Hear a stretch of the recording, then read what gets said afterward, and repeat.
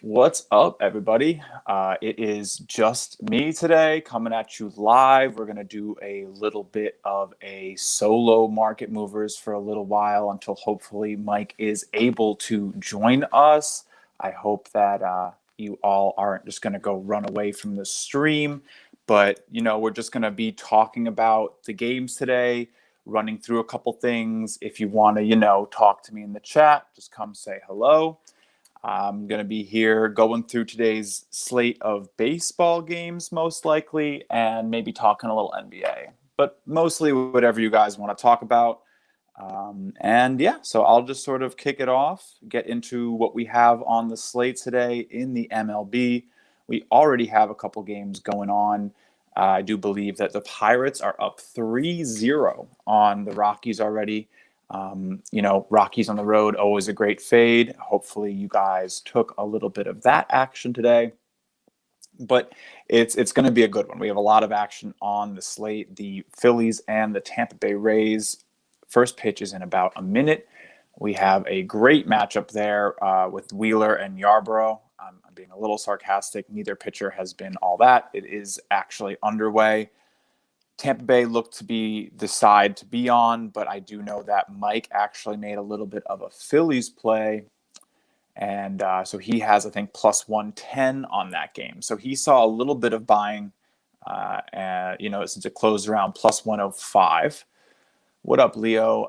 Best three-team parlay today. Well, I'm probably going to direct you to the donkey parlay of the day by the end of the stream. But I really like the Cardinals today late. I really think that, we see maybe a little bit of the 76ers winning if you really had to go there. But again, we actually did see the Celtics take a game last night against the Nets, who everyone thought was going to be a sweep. So, maybe a little riskier than normal there, how we've seen the home teams come out in game 3. But yeah, I'd probably go with White Sox if I had to. I'd probably, go with St. Louis Cardinals if I had to. And I guess the Dodgers, but I don't even think they won last night, right? I kind of fell asleep early, right? The Dodgers lost. So, going to be an interesting one for a three-teamer. I'd probably go heavy favorites just because, that's how I do a parlay. I don't really research parlays. I guess if you wanted to go with my picks, we could get there, but I actually haven't really made them today. It's Saturday morning, so still trying to figure all that out. But let's go through the games. Let's go through the games that haven't started yet. The first one on the docket today is going to be the Milwaukee Brewers against the Washington Nationals. So, we had the Brewers win yesterday. The Brewers did manage to beat the Padres again for the second time in 4 games. Well, that's on Thursday. So they had a day off. Now they had to play the Nationals, who also had a day off yesterday, finishing up a 3-game series against the Reds. So Nationals have been a little shaky. What's up, Jake? Welcome. Thanks for hanging out. Nationals have been a little shaky. I don't really know what to make of Patrick Corbin. I can pull up some of the numbers on him today. Let's take a look at Patrick Corbin. So Corbin has been someone who, started the season a little bit cold. Is Keuchel a good start in fantasy? Probably. I think he's expected to do well. The total of that game is set at 6.5, and he has been a great ground ball pitcher. I was talking about this yesterday. The game got rained out. He's been a great ground ball pitcher for a while. When he's on, I do think he is a good play. He is probably in line. Yeah. Keuchel is in line for probably getting a win today against the Orioles, but we'll see. Let's quickly talk about Corbin, though. We have pretty good chase rate is really where he's been improved this year. His expected ERA, his expected batting average are pretty low. The expected batting average is 312. Is there a site or app that allows betting in all states? I'm the wrong guy to ask. I live in New York, and I use a stereotypical bookie. So I don't really try to press my luck with the online stuff. I go the old fashioned way, but there probably are ways to do it through like VPNs and all that stuff that I don't know nearly enough about to help. But anyway, Patrick Corbin sitting in the bottom 2% of the expected batting average, bottom 5% of the weighted on base average. Not exactly what you want to see. His expected ERA is 6.16 on the year. So that's pretty gross. And I pull those from Baseball Savant if you ever want to look at that. I also really like to use an old site that I actually used to write for. I used to write for Pitcher List back in the day, and I really like their stuff. They really have a good collection of data. If you want to, combine a bunch of different sources, I usually look at a couple different ones. But Pitcher List has been instrumental in implementing tongue tweezer has been instrumental in implementing CSW percent, or called strikes and whiffs, over the total pitches, and it's been a very interesting metric to evaluate how pitchers have been. So I'm looking at Corbin. He just came off one loss and a win, both allowing 3+ runs over 5 innings. He hasn't gotten to the 6th inning in either of his last starts. Played Baltimore and Chicago in the last 2. His pitch count hasn't been that elevated. 95, 87, 102 in the last 3, but before that 81, 93, 79, 76. So he's stretching out a little bit here. Walk percentage has been down. He definitely looks to be pitching a lot better. Hasn't allowed a home run in his last 3 starts. So, this might be a spot where he regresses a little bit. I'm probably, not thinking he is this type of pitcher who only allows 3 or 4 runs. He has that huge potential to get blown up. You could see a little bit of a regression towards the home run again today. He did lose 3 of his starting 4 appearances, and he's now won 3 of his last 5. So without any losses. Again, I'm a little against Corbin today. I've never really been a believer of his, especially recently. So I'm probably looking to take the Brewers if I want to play here, and maybe on the first 5. But I do think that this might be a 7-inning game. I'm not 100% sure, honestly. But the total's set at 5.5. So they are expecting a low-scoring one. It would make a lot of sense for that to be a doubleheader. Let me just check, because there would be a second game on this. Yeah, that is a doubleheader. So we'll be seeing 2 games out of them. I definitely like Milwaukee to take this first one if I had to make a play. Freddie Peralta has been pretty dang good. Yeah, it's 7. Thanks, Jake. Freddie's been nice. Yeah, Peralta over 7 Ks. That could be really interesting. That's a high number.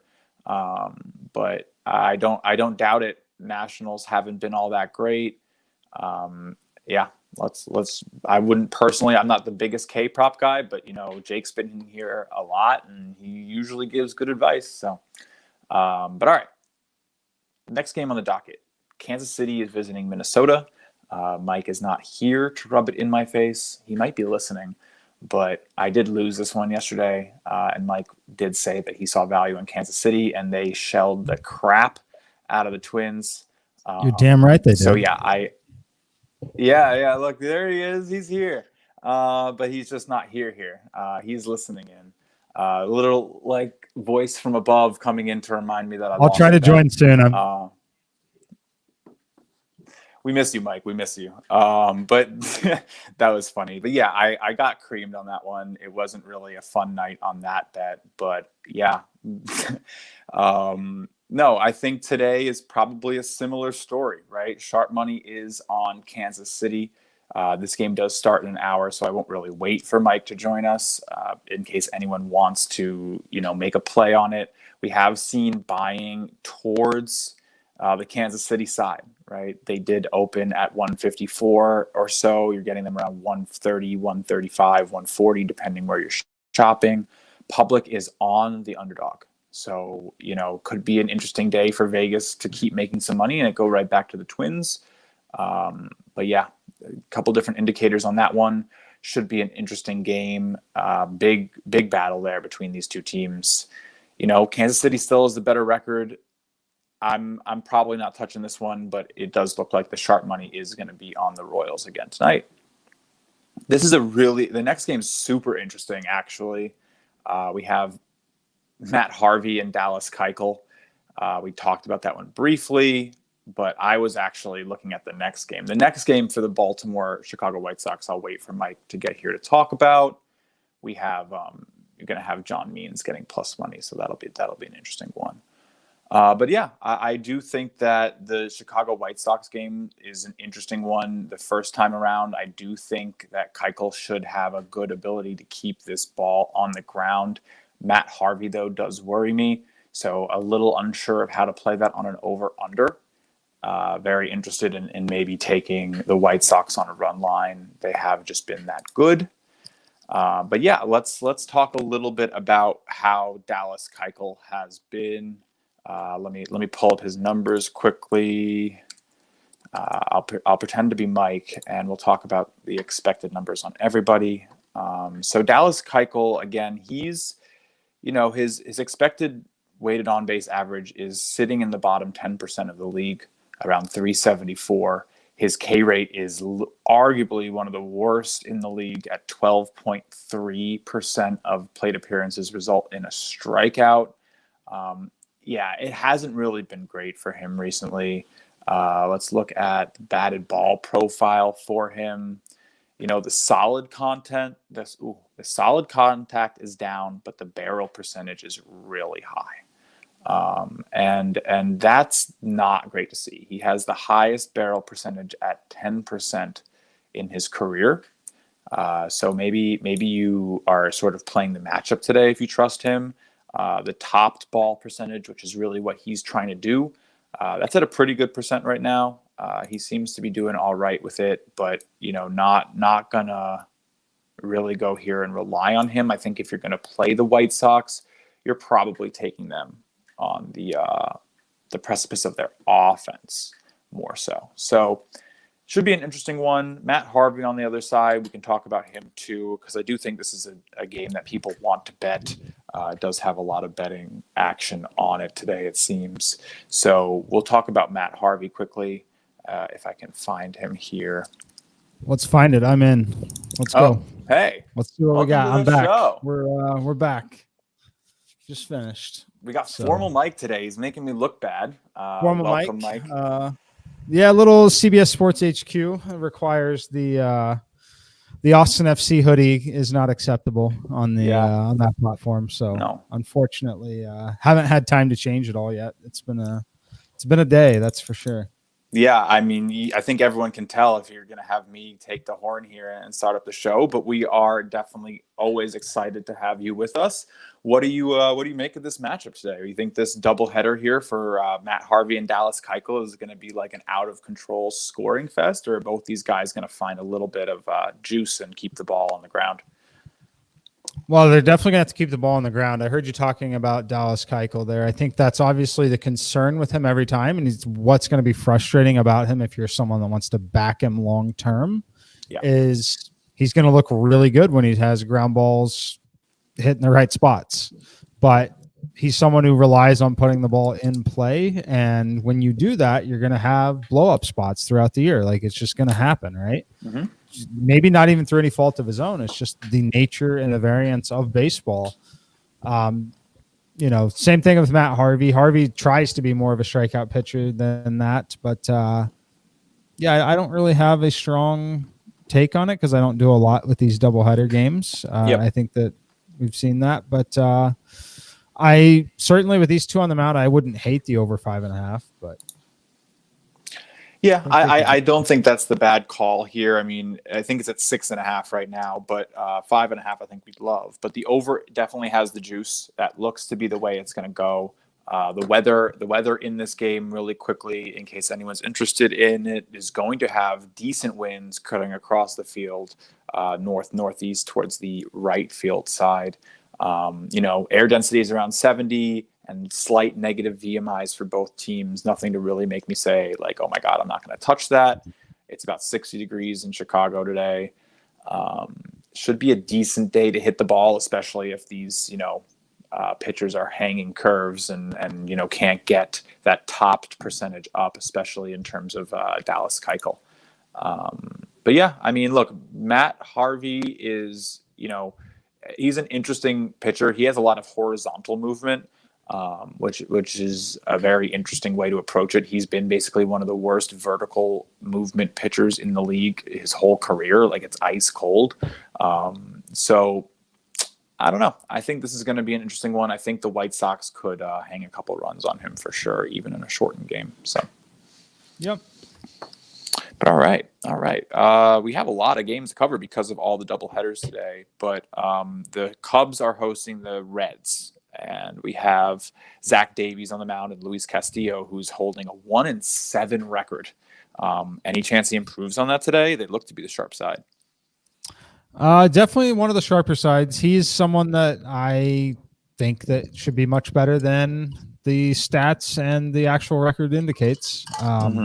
Very ideal pitching environment for him, I will say that. 57 degrees at Wrigley, wind blowing in at 15. Very interesting to see a total jump from 6.5 to 7 at Wrigley. I mean, I get it. These two definitely are two that can struggle from time to time, but yeah, I don't really have. I had no play on the game. I thought I might end up with a play, but I didn't have any value on anything in this game. Yeah, I think that Castillo is a very interesting pitcher, right? He has a good chase rate, great fastball velocity, but he gets hit hard, right? And the expected batting average is low. So even though he's pitching like with a great fastball speed, people are still catching up to it. I mean, weighted on base average at 393 is bottom 6% of the league. That's not going to win you games. So I understand why you take the Cubs today at -120, but it looks like that's where the money is. But the sharp money is on the Reds. So I don't know. Reds have won I was actually watching the Reds game yesterday. They were playing the Cubs in this first matchup. I think we were all watching it. They made a case for the Reds because I was watching their broadcast for whatever reason. They made a case for the Reds. Like, they took 2 games off of the Nationals against Strasburg and Scherzer, and they lost against Ross. So, like, this team's winning when you don't expect them to. I'm not playing it, but I could see maybe an over, even if with the weather bad. Yeah. Nothing for me. Which games do you still have left to cover? We're at the 4:05 mark in terms of the schedule. So we were just about to get to the 4 p.m. games. That was the last of the 2 p.m. games. Okay, gotcha. I have 7 minutes left before I have to run again. Okay. Yeah, it's crazy. Anything that you want to talk about specifically then, Mike? So what are you seeing today? I see a lot of movement on the Red Sox. I wish that I had gotten around earlier to get the play on them. I like Eovaldi quite a bit. This Marlins offense is terrible, frankly. Yeah. I am also someone who's been a proponent of starting to bet against Trevor Rogers in the last few starts, and I will continue to do that. Tough spot for him.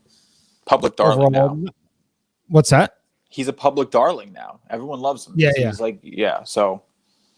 So, I think it's a great spot to pick on him. Obviously, he has the weather is going to help him with the temperature and the winds blowing in. However, I still love this Red Sox offense against left-handed pitching.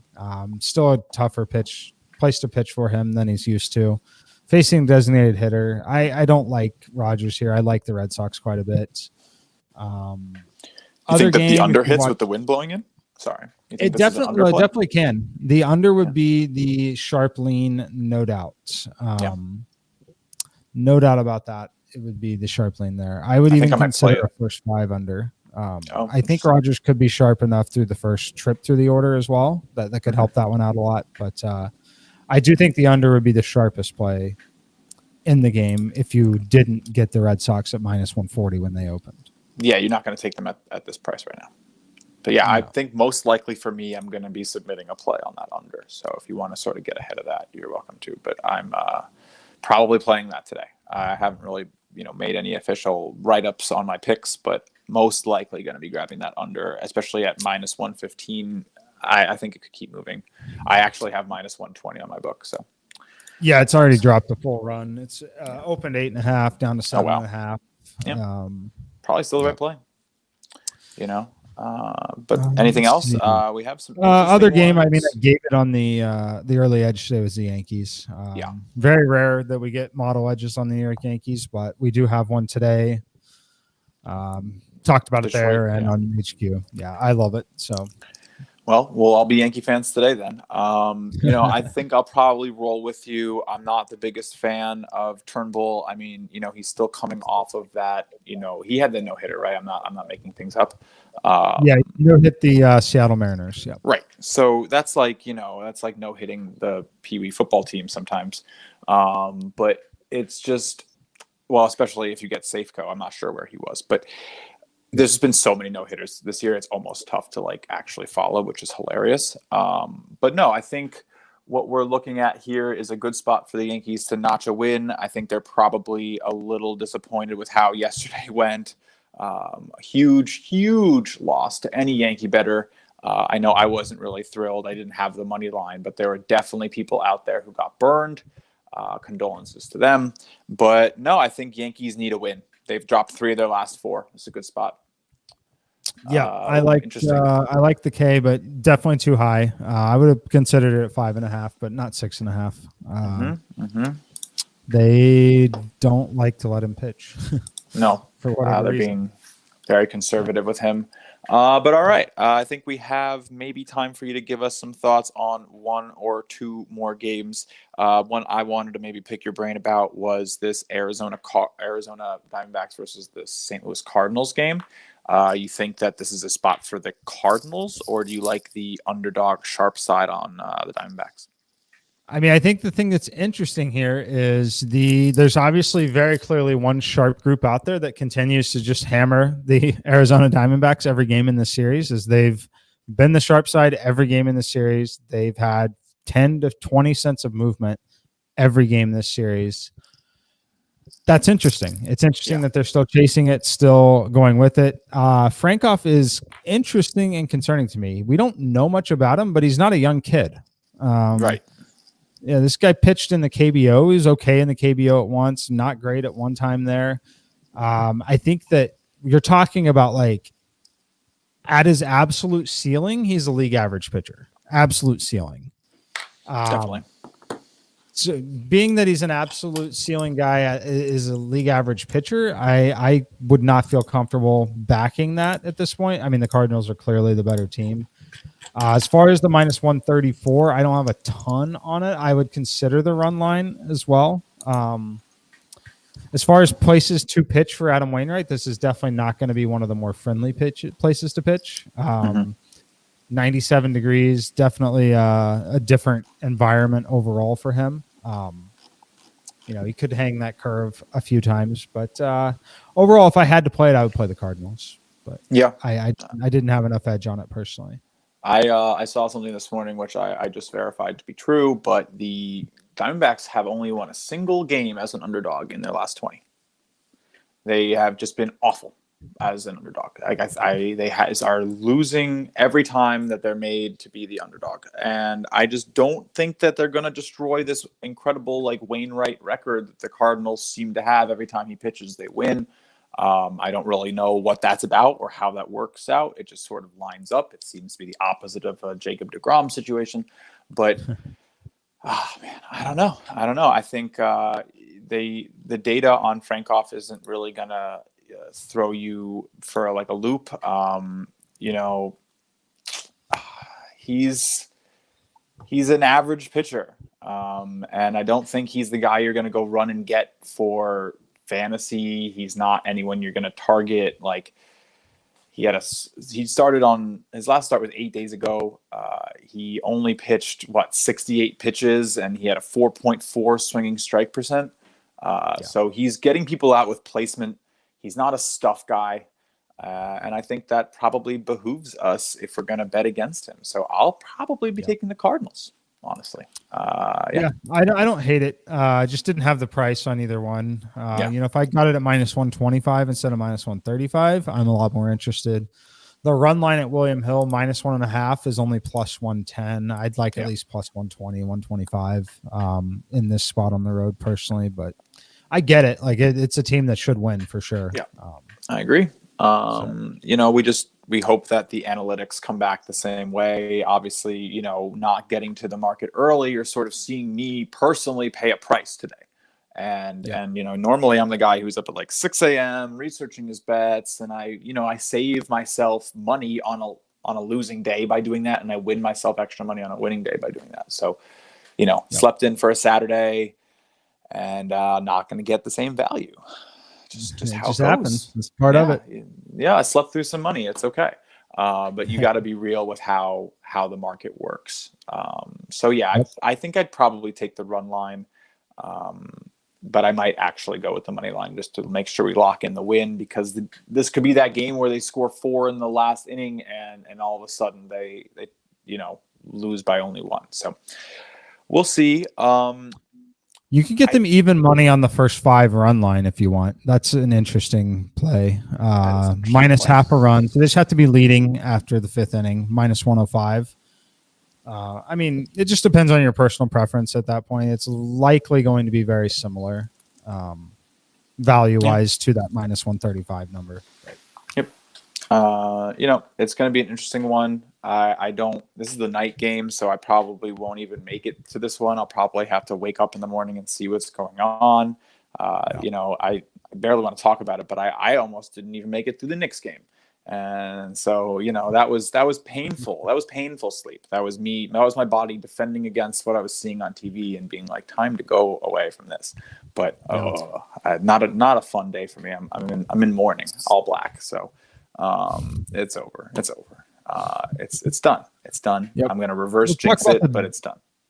We'll mention the Dodgers real quick before I got to get off, but Bellinger activated. That was something to be expected there. This team is finally healthy. They did not win last night. Like I said, they would potentially. I mean, obviously didn't bet on it, but I think they're going to go on a run. I like them against Logan Webb. Personally, Webb is someone we've used at times this year, but against much worse lineups. Any thoughts on this game? Were you liking your Giants in this spot? I'm calling them your Giants because you backed them so much this year. Yeah, I've been very profitable on them this year.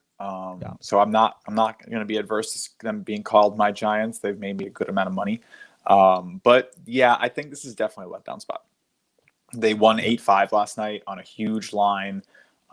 This just feels like, you know, a place where they're going to, you know, make a little bit more noise, not, you know, have too many problems with, like you said, with Webb's pitching style. I don't think he's going to be the type of guy to really dominate them. And on the other side, Urias has been incredible. So there's a reason he's 7-1. He keeps games within reach for this offense, and with Bellinger back, I definitely see this as a potential Dodgers run line play if you want to take them. Giants do hit lefties. You're not wrong, Jake. I just, you know, it could be, like you said, an over. I do not hate an overplay. It is shaded to that side in the market.